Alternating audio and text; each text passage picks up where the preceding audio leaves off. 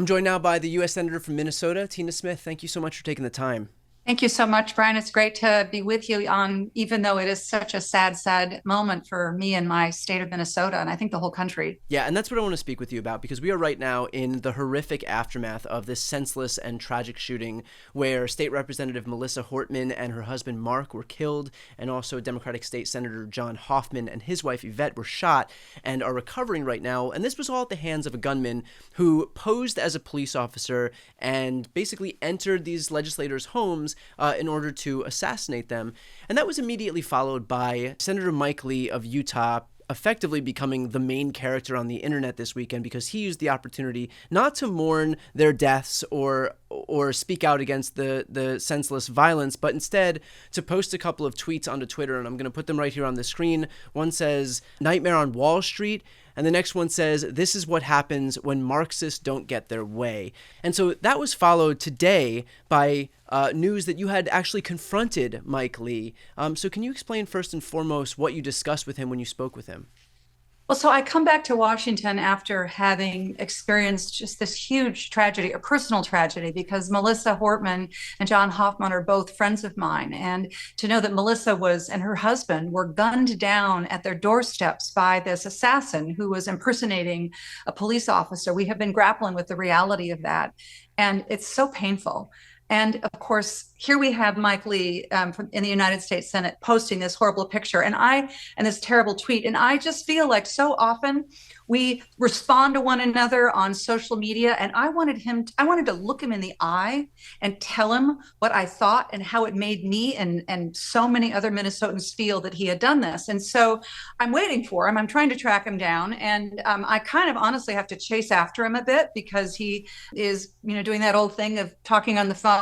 And so I chased him down into a room where the Republicans were about to have a caucus meeting and pulled him out. And I told him, I said, "I want you to know what you did is you put a picture of the man who killed my friend. And then you said, this is what happens. And think about the consequences of that." I wanted him to think about those consequences and what it means. And what it means not just to me, but to all of the people that are in so much pain because of this loss. I honestly, Brian, I don't think this is a man who is frequently confronted by anybody. And I will tell you, he seemed a little shocked to have anybody challenging him, let alone one of his colleagues. But I think it's so called on. We need to speak directly to one another in this moment about the impact of what people are saying and doing. Yeah, I mean, there's a big difference between somebody who views himself as a keyboard warrior and can hide behind the computer screen all day. Did he seem receptive to what you were saying to him? Did it sink in at all, or was it just, did he just take in the information in one ear out the other? I mean, I think my clear sense is that he was listening to what I was saying. As I said, I think he was sort of stunned to be coming face to face with somebody who was really calling him out on his bullshit.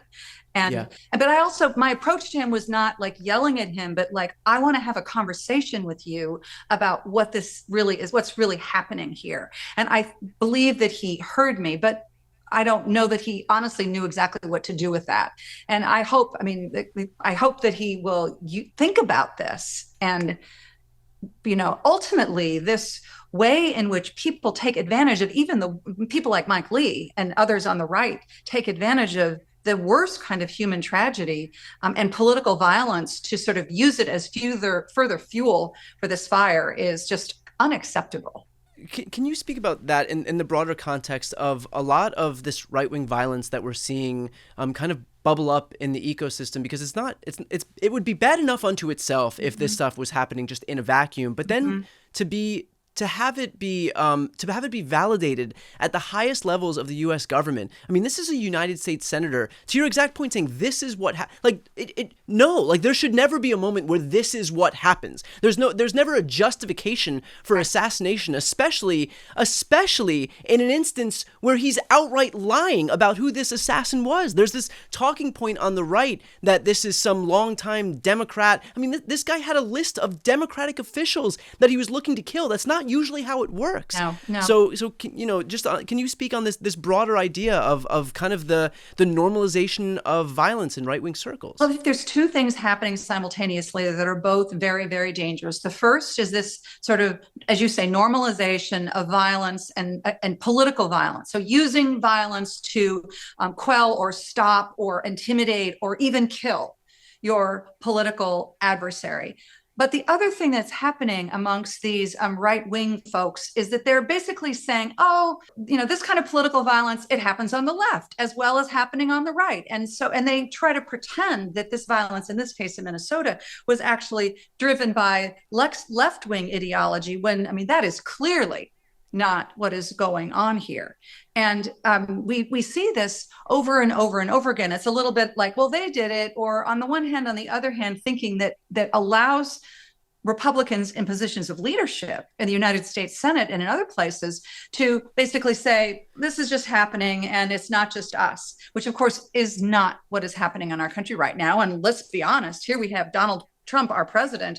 One of the first actions that he took was to pardon the insurrectionists who injured police officers, who did damage to our democracy and to the people's house of the U.S. Congress. So, yeah, it's just unacceptable. I should have asked you this at the very top, but how are you doing? I mean, these were your friends. I mean, how are you doing? How is this community of people doing? Especially, I mean, this would be difficult enough unto itself, but then to also layer on top of it just a whole, I mean, having people at the highest levels of government just use this as a basically a political punching bag to score some cheap win over the weekend. Yeah. Well, I mean, I am so full of grief and anger and confusion, honestly, about what is happening in our country. And we were in Minnesota, we have a big party dinner every year. And Friday night was the evening of our big party dinner. So we were all together. I was there with Melissa and Mark, her husband, and John Hoffman and Yvette. We were having a big celebration and kind of a call to come together for the work that we have ahead of us. And then just a few short hours later, to know that they were murdered, assassinated. Honestly, I'm still trying to process that it's really happened. I can't quite believe that she's gone. And I mean, you would have loved her. She was just like such a no bullshit, tell it like she saw it. She called out people, even if they were people in power, on their nonsense. She worked to get things done. She wasn't just a talker. She was a doer. She was so funny. And I can hardly believe that she's gone. Well, I can at least say that I'm sure that everybody is grateful that we've got folks like you who are making sure to preserve their memories as for who they actually were. There was another instance, I believe it was last week, in the immediate aftermath of the ICE raids, where a Democratic lawmaker approached Mike Johnson and basically had like a quiet moment with him that wasn't intended for the cameras, although the cameras caught a glimpse of this moment, where he was told to speak to Donald Trump to tamp down the rhetoric. And so we have the ICE raids, for example, where innocent people are being terrorized because Donald Trump, needed a distraction from his bad week of press with the fallout with Elon Musk and this budget bill that's going to strip healthcare away from 14 million Americans. And so, looked at the punching bag that is Los Angeles and decided to rip families apart so that we could talk about that instead of his bad political fortunes.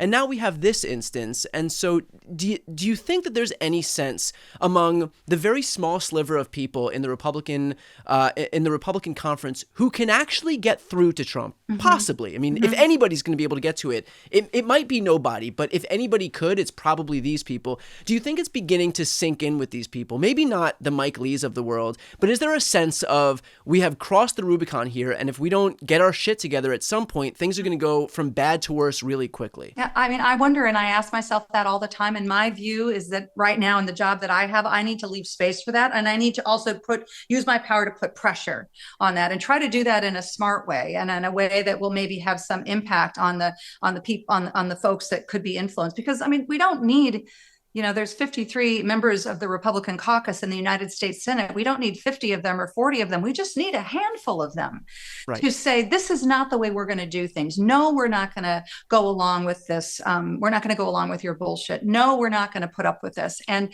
in a way, they are really standing up for themselves. They're standing up for their own power and their own prerogatives of representatives of their states. They're standing up for what the United States Senate should be.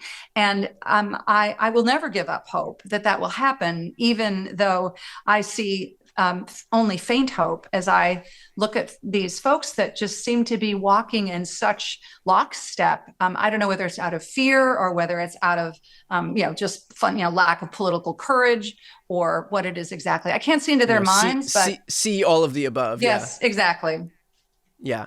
Well, let's finish off with this. I know that you had touched upon this before, but is there anything else that you'd like to say about Melissa and her husband, again, so that we have some sense of, okay, this is, who they were, and that you have the opportunity to offer folks a little bit of insight into who they were, as opposed to those who are trying to pervert their memory. Well, maybe I'll tell just one quick story that I love. When Melissa was a minority leader in the Minnesota House, there was an evening when Democratic women were giving speeches on the floor of the House. And in the back room, the floor was kind of empty, and in the back room was a small group of legislators. And Melissa came out on the floor and she said, there is 100% white Republican caucus in the back room playing cards while these women are out here talking about their stories and talking about their lives. And it created a huge hullabaloo. And the Republican men all were like, she must apologize. She should resign. This is outrageous what she did, calling us out on the Senate floor.